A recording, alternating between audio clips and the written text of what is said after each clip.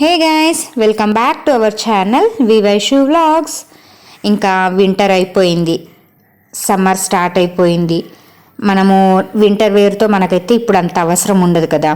వాటిని next winter కోసం ఎలా భద్రపరచుకోవాలి అనే విషయాన్ని ఈ వీడియోలో మీతో షేర్ చేసుకుంటాను. అండ్ నేను ఎవ్రీ వింటర్కి ఇంకా శివరాత్రి వస్తుంది అని అంటే మనకు వింటర్ అయిపోయినట్టే కదా.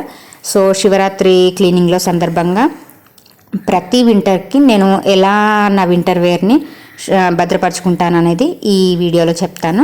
అండ్ చివరి దాకా చూడండి. ఇది నేను ఆల్రెడీ చేసేసుకున్నాను, బట్ దీన్ని ఒక వీడియో చేస్తే బాగుంటుంది అనే ఇంటెన్షన్తోనైతే మళ్ళీ మీకు చూపిస్తున్నాను. సో నేను అయితే వింటర్వి అన్నీ శుభ్రంగా వాష్ చేసేసుకొని ఎండలో ఎండబెట్టేసిన తర్వాత వాటిని మనం ఫోల్డింగ్ అనేది తీసుకురావాలి.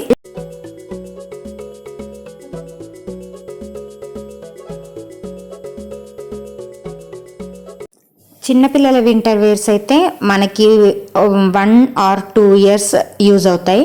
అండ్ మళ్ళీ 3rd and 4th ఇయర్కి అని అంటే వాళ్ళకి చిన్నగా అయిపోతాయి కదా. వాటిని ఎవరికైనా డొనేట్ చేయడం కానీ ఎవరికైనా ఇవ్వడం కానీ చేస్తే బాగుంటుంది. సో నేను కూడా అదే పని చేశాను, బట్ అప్పుడు వీడియో తీయలేదు. ఈ విషయాన్ని కూడా షేర్ చేసుకోవడం ఎందుకులే అన్నట్టుగా నేను తీయలేదన్నమాట. సో పిల్లలవి చిన్నగా అయిపోయిన స్వెటర్స్ కానీ మంకీ క్యాప్స్ కానీ ఏవైతే ఉన్నాయో అవన్నీ తీసేసాను అనమాట. ఇప్పుడైతే అవసరమయ్యేవి నెక్స్ట్ వింటర్కి అవసరం అవుతాయి అనుకునే వాటిని మాత్రం ఇలా భద్రపరుచుకున్నాను. అండ్ వీటిని స్వెటర్స్ని యాజ్ ఇట్ ఈస్గా మనం షర్ట్ ఫోల్డ్ చేసుకున్నట్టుగా ఫోల్డ్ చేసుకుంటే చాలా స్పేస్ తీసుకుంటుంది. కాబట్టి నేను దాన్ని ఎలా ఫోల్డ్ చేస్తాననేది మీరు ఒకసారి చూడండి.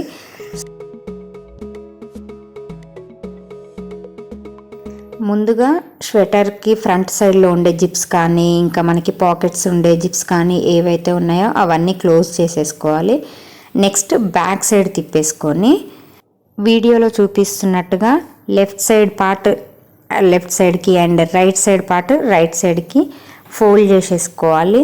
లైక్ ఎలా అంటే మనకి స్క్వేర్ షేప్లో వచ్చే విధంగా చేసుకోవాలన్నమాట. అలా అయితే మనం ఏదైతే బ్యాగ్లో పెట్టుకుందాం అనుకుంటున్నామో అలా ఒక స్క్వేర్ షేప్కి తీసుకొచ్చినప్పుడు చాలా స్పేస్ మిగిలిద్ది అనమాట. ఎన్ని స్వెటర్స్ అయినా పెట్టుకోవచ్చు. సో అలా 2 సైడ్స్ని ఫోల్డ్ చేసుకున్న తర్వాత హ్యాండ్స్ని కూడా వీడియోలో చూపిస్తున్నట్టుగా ఒక స్క్వేర్ షేప్కి వచ్చే విధంగా తీసుకురావాలి.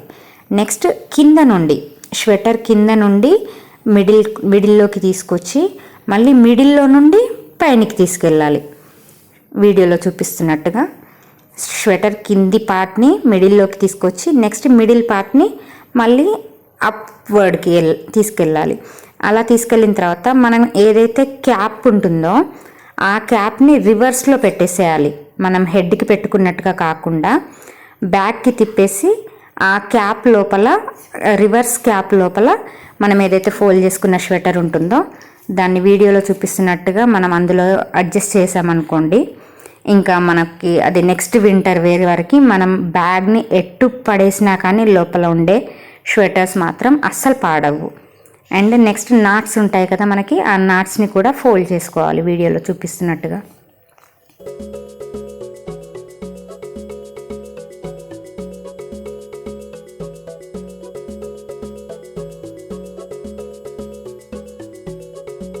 చూడండి, అలా నాట్ వేసేసిన తర్వాత ఇంకా స్వెటర్ని ఎటు పడేసినా కానీ మన ఫోల్డింగ్ అయితే ఎక్కడ పడిపోదు. అండ్ స్పేస్ కూడా చాలా తక్కువ స్పేస్లో అడ్జస్ట్ చేయవచ్చు. వీటిని మనకి చాలా యూజ్ఫుల్గా ఉంటుంది. చాలా చిన్న బ్యాగ్లో కూడా ఎన్ని స్వెటర్స్ కానీ ఎన్ని బట్టలైనా సరే పెట్టుకోవచ్చు అనమాట. అండ్ నెక్స్ట్ ఈ టైప్ స్వెటర్స్ని కూడా అలానే చేసేసుకోవచ్చు, సేమ్ యాజ్ నేను ఎలా అయితే ఇందాక చెప్పానో అలాగే. బట్ హ్యాండ్స్ ఫోల్డింగ్ విషయంలో మాత్రం కొంచెం చేంజ్ ఉంటుంది. చూడండి ఎలా ఉంటుందండి. ఏ టైప్ స్వెటర్స్కైనా కానీ ముందు ఫ్రంట్ సైడ్ జిప్స్ అయితే పెట్టేసుకోవాలి. నెక్స్ట్ దాన్ని బ్యాక్ సైడ్ తిప్పేసుకోవాలి. ఇంకా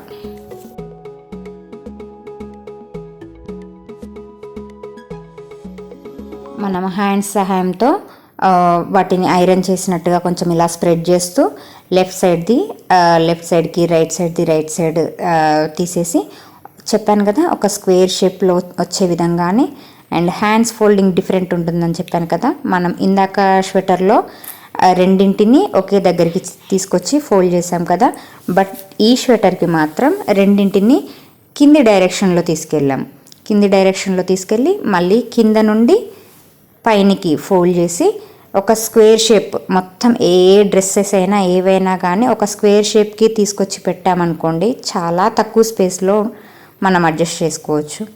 అండ్ నెక్స్ట్ మిడిల్ పార్ట్ కూడా పైనకి తీసుకొచ్చేసి సేమ్ దీన్ని కూడా ఒక మనం క్యాప్ ఉంటుంది కదా, ఆ క్యాప్లో అలా అడ్జస్ట్ చేసేస్తే మన ఫోల్డింగ్ మొత్తం ఇంకా అయిపోయినట్టే.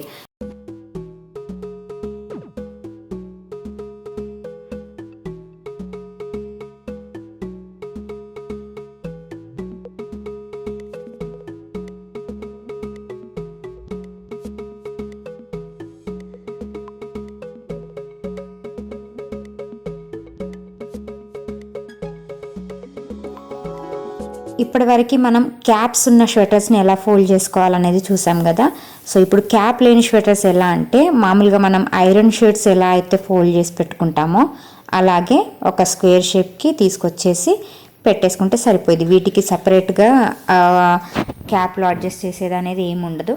సో అన్ని స్వెటర్స్ని, అన్ని వింటర్ వేర్ని నేను అలా ఫోల్డ్ చేసి పెట్టుకున్న తర్వాత నేను ఎంచుకున్న బ్యాగ్ అయితే ఇది. ఎందుకు అంటే దానికి ఆల్రెడీ జిప్ ఫెయిల్ అయిపోయింది. ఆ బ్యాగ్ని ఊరికే అలా పడేయడం ఎందుకు అని చెప్పేసి అని ఇలా వింటర్ వేర్ని భద్రపరచుకోవడం కోసం యూజ్ చేస్తానన్నమాట. నేను ఇందాక ఫోల్డ్ చేసుకున్న స్వెటర్స్ అన్నింటినీ నీట్గా ఇందులో అరేంజ్ చేసి పెట్టుకుంటున్నాను. చూడండి, ఎన్ని స్వెటర్స్ అయినా కానీ ఎంత తక్కువ ప్లేస్లో అడ్జస్ట్ అవుతున్నాయి చూడండి. అండ్ ఇంకా కూడా నాకు స్వెటర్స్ అన్నీ పెట్టుకోగా చాలా స్పేస్ మిగిలింది. అందులో బెడ్షీట్స్ అంటే లైక్ చిన్నపిల్లల బెడ్షీట్స్ ఉంటాయి కదా, అవైనా సరే పెట్టుకునేంత స్పేస్ ఉంది.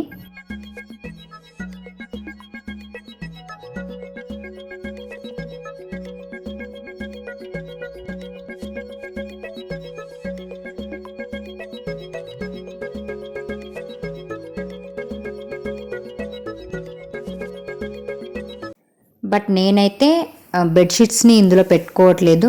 అండ్ ఎక్కడ అరేంజ్ చేస్తాను ఏంటి అనేది చూడండి. ఇప్పుడైతే నా స్వెటర్స్, పిల్లల స్వెటర్స్, ఇంకా మా హస్బెండ్వి అన్ని స్వెటర్స్ వింటర్కి సంబంధించినవన్నీ పెట్టేసుకొని నెక్స్ట్ వింటర్ కోసం వాటిని భద్రపరుచుకునేది కాన్సెప్ట్ అయితే అయిపోయింది. ఇంకా నా బ్యాగ్ నెక్స్ట్ ఇయర్కి రెడీ అనమాట. నెక్స్ట్ ఇయర్ యాజ్ ఇట్ ఈస్గా తీసుకొని మళ్ళీ ఒకసారి వాష్ చేసుకుంటే చేసుకోవచ్చు, లేదంటే డైరెక్ట్గా కూడా వేసుకోవచ్చు, అంత నీట్గా ఉంటాయి. సో నేను బెడ్షీట్స్ని మాత్రం ఇలా నాకు బెడ్ కింద ఒక స్టోరేజ్ బాక్స్ అనేది మేము చేయించి పెట్టుకున్నాం అనమాట. సో ఇందులోనే పెట్టేసుకుంటాను. ఇంకా నేను వింటర్ వేర్ అయినా సరే ఇలా స్టోర్ చేసి పెట్టుకుంటాను. ఇంకా నాకు కబోర్డ్స్లో స్పేస్ అయితే చాలా మిగిలిపోయింది. చూడండి, పైన ఉన్న షెల్ఫ్ మొత్తం వింటర్ వేర్కి సంబంధించింది. ఇప్పుడు చాలా మిగిలిపోయింది. నెక్స్ట్ సమ్మర్కి ఏమైనా ఉంటే పెట్టేసుకోవచ్చు. మీకు గనక ఈ వీడియో నచ్చినట్లయితే ఓ లైక్ చేసి షేర్ చేయండి. అండ్ ఛానల్ని ఎంకరేజ్ చేయడం కోసం సబ్స్క్రైబ్ చేయండి. Thank you for watching.